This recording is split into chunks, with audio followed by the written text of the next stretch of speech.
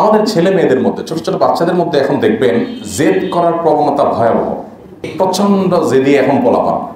আমি তো প্রায় সময় বলি, বিভিন্ন বাসা বাড়িতে গেলে বাপ মা নিজের ছেলে মেয়েকে তাদের জেদকে খুব ভালোভাবে দেখে, এজন্য বলে যে বাচ্চা খুব জেদি। মানে এমন ভাবে বলে যে এটা কি, এটা গুণের ব্যাপার, বাচ্চা যে অসুস্থ এটার খবর। কেন বাচ্চা জেদি হয়? শুধু একটা পয়েন্ট বলি, সেটা হলো যে আমাদের বেশিরভাগ অভিভাবকরা অভিভাবকত্বই শিখি নাই। ওই যে করোনা দেশের দ্বারা গেছে নাই তো, আপনি বাচ্চাকে শাসন করেন না, শুধুমাত্র আদর শিখছেন, তো বাচ্চাদের মাথায় উঠবেই। এবং একইভাবে শরিয়া আপনাকে যে নীতিমালা দিয়েছে সেগুলোর দ্বারা গেছে আপনি নাই, তো বাচ্চা তো মানুষ হবেই। বাচ্চারা সারাদিন মোবাইল দিয়ে রাখেন। এখন এখানে যদি জরিপ চালানো হয় 80% মানুষ ধরা খেয়ে যাবে যে মোবাইল দিয়ে বাচ্চাকে খানা খাওয়ান।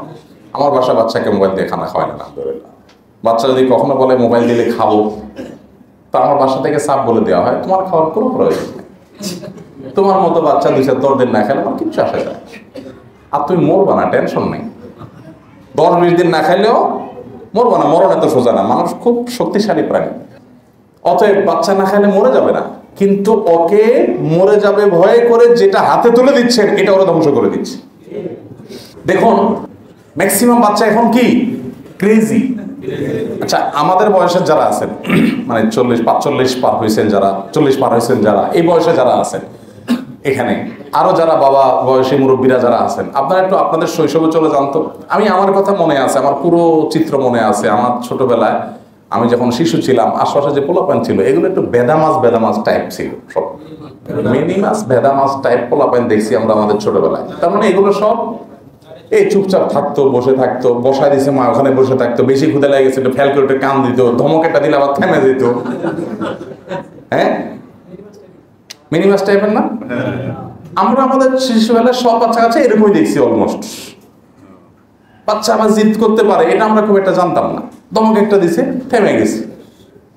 বয়ের ঠেলা, আপনার বাইরে একটু বেশি খেলাধুলা হয়ে গেছে, যখন শৈশবে কৈশোরে চলে যাচ্ছি তখন এবার ঘরে চারপাশে ঘুরতাম মায়ের ভয়ে, যে আজকে মায়ের তো একটাও নিচে নেই, ঝুলাইয়া পিটানি হবে।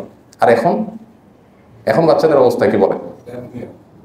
আপনি কোনো বাসা যদি বেড়াতে যান আর পিচ্ছি যদি 3-4 বছরের একটা থাকে, দেখবেন ঢুকার পরে আঙ্কেল তাক করবে পিস্তল, বলবেন এরকম হয়ে যায় না?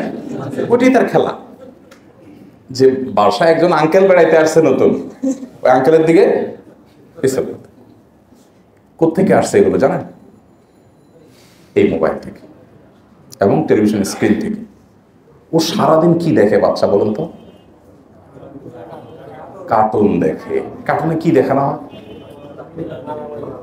মারামারি, কাটাকাটি, গেমস খেলে সারাদিন, তাই না? গেমসে কি দেখে?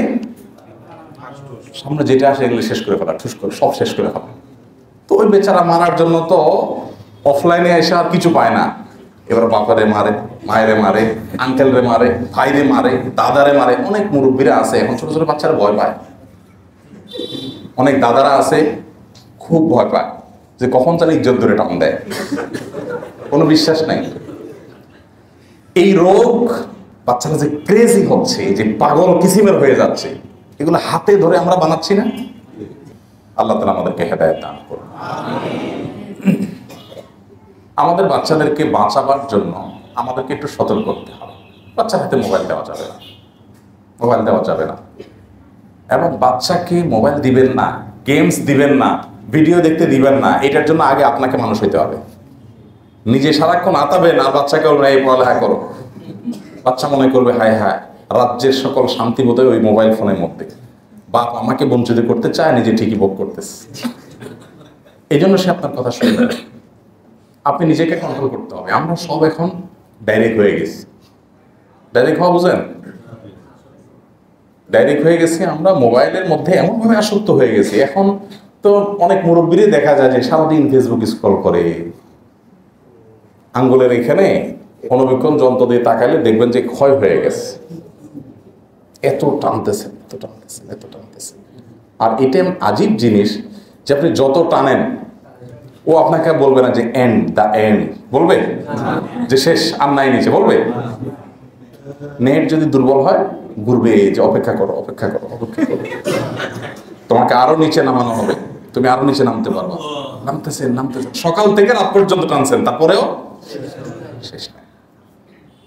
আল্লাহ রাব্বুল আলামিন আমাদেরকে এর ভয়াবহতা থেকে বেঁচে থাকার তৌফিক দান করুন। আল্লাহর কাছে এগুলোর জন্য জবাবদিহি করা লাগবে ভাই, এই সময়গুলোর জন্য জবাবদিহি করা লাগবে কি লাগবে না বলেন? তাহলে আমরা তওবা করব, আমরা সময় নষ্ট করব না, সময়ের অপচয় করব না। আল্লাহ আমাদেরকে সেই তৌফিক দান করুন।